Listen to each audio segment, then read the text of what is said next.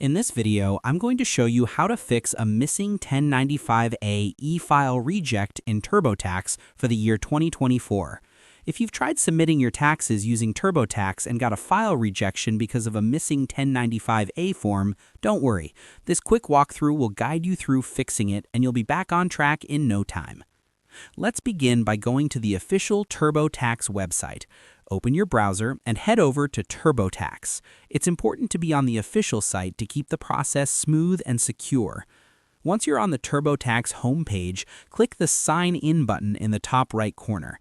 Enter your login details. If you've saved your password in your browser, this should be easy. Otherwise, make sure you remember your credentials to get started. After signing in, you'll be taken to your TurboTax homepage.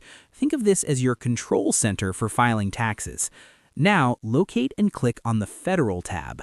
This tab is typically on the left side of your screen and is key for anything related to federal tax forms, including your missing 1095A.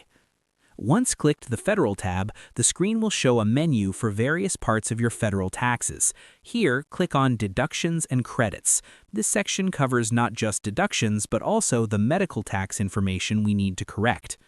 Scroll down and in the search bar of the Deductions and Credits section, type in 1095A. Using this keyword will bring up the relevant results.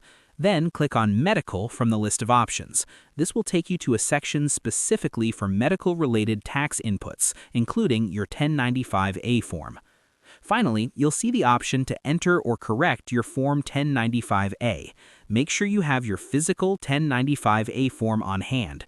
Verify all the fields and ensure the numbers match exactly what's on your official document. Accuracy is crucial here to avoid any further rejections.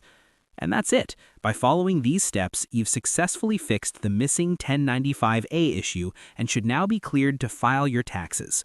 Remember, always double-check your entries for accuracy to prevent any future e-file rejections.